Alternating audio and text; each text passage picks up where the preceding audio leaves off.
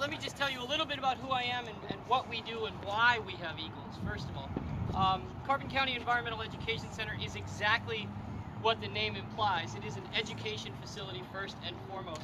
Our primary purpose is environmental ed. We teach from that age right there to anybody older. We get those people interested in the outdoors and the environment so that when they're my age and older, they can continue it on. We have a little bit of an issue, and I'll do this first because I usually do it at the end when we have school groups.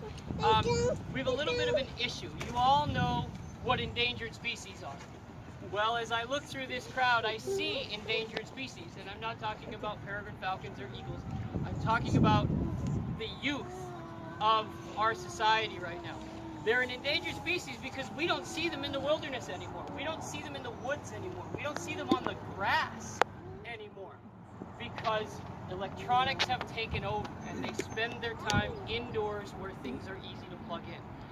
So what we try to do is get them interested in what's going on in the outdoors so that they don't spend so much time indoors. And we always explain to them, look, you're going to get a job when you're older and you're going to be forced to sit in front of a computer. You're going to regret all the time that you spent in front of a computer now because you're going to look back and go, wow. You're going to look outside and think, wow, I wish I could go run around in that grass, or I just wish I could go have lunch in the sunshine. And your boss is going to say, no, you can't do it. You have to sit here and you have to sit in front of that computer. So that's our fight that we fight right now, is to get the youth interested in the outdoors. We challenge each and every one of you, not just the kids, to spend time outdoors, to spend time in the environment without electronics. Leave your phones in the house. Leave your Game Boys and your DS's and all your electronics and even your music. Leave it in the house and go outside with just you and nature. It makes a huge difference. The benefits are numerous. Boys and girls that spend time outdoors do better in school, get better grades, take less medication for emotional disorders and so forth. Nature fixes things. And the last thing I'll tell you about it is there's a very interesting book. It was written by a gentleman named Richard Louv, and it's called, the title just escaped me. The subtitle is Saving Our Children from Nature Deficit Disorder. Last Child in the Woods, thank you, Vinny. It's a fantastic book, and I kind of stole one of his quotes in there. When he wrote this book, he went around to different schools and he asked boys and girls, where do you like to play, indoors or outdoors? And this boy raised his hand immediately, said, I like to play indoors. And he said, why? He said, because that's where all the outlets are. So let's think about that for a minute. And school's out, and I drove through my hometown today, and I saw one kid on a bicycle. And this is the last day of school, so that's that. Secondly, we are also a licensed wildlife rehabilitation center. We are permitted by the federal and state government to take in sick and injured animals and do our best to fix them up and get them back out into the environment where they belong. It is against the law for Joe or Jane Citizen to take these animals in and help them. That is to give them medical care and to give them long-term care. It's not illegal for you to pick them up and take them to a licensed wildlife rehabilitator. That's the good news. The bad news is we in Carbon County are your closest wildlife rehabilitation center right now. There aren't a whole lot of us left. When I started in the business 20-some years ago, there were about 60 wildlife rehabilitators. Now we're down to less than 30 in the entire state of Pennsylvania. And some of those rehabilitators share facilities, so that means there aren't 30 facilities. There's about 22 facilities out there right now in the entire state. So some of those animals we take in, we fix them up, we release them. You have no idea. You guys live here and you have no idea how excited I was when I heard peregrine falcons.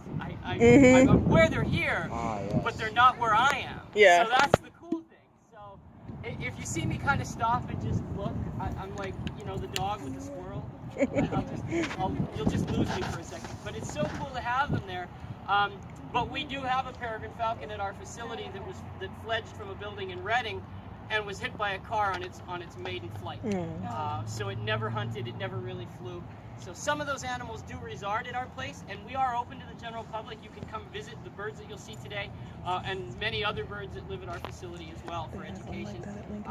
And some of them we use for education. The 2 birds that are here today came into us injured, and then were unable to be released, so that's why we use it. Okay, folks, I work a very loose program, so if you have questions, raise your hand and ask questions. If you have comments, raise your hand and make comments, as long as they're nice. Because I like to kind of move around and talk about what you want to talk about and explain the things that you want to hear about. Because there's so much stuff that I couldn't possibly fit it into an hour anyway. So you might hear a different program if you see me someplace else at another time. Sometimes we go to Wild Birds Unlimited in Dallas. You might see us there as well. So we're here to talk about eagles today. And eagles are a little misunderstood.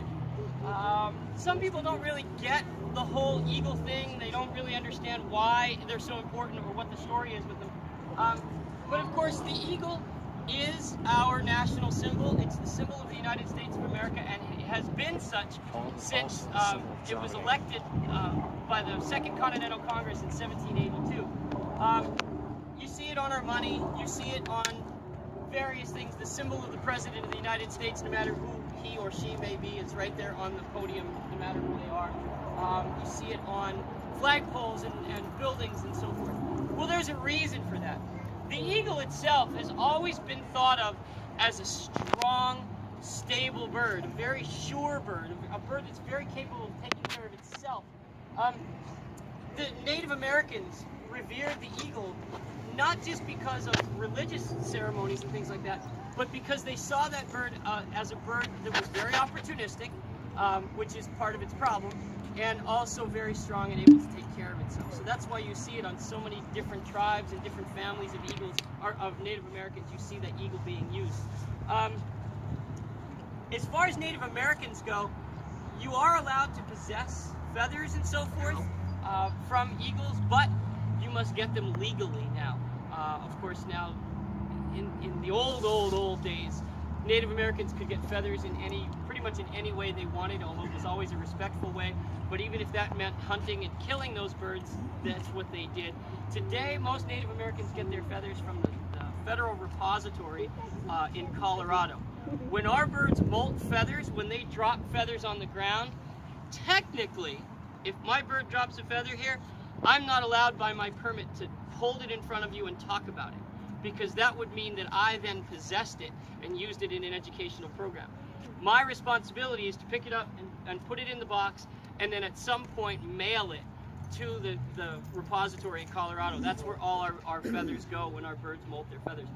If one of the birds comes in injured and dies, we must mail or courier that bird to the federal repository as well.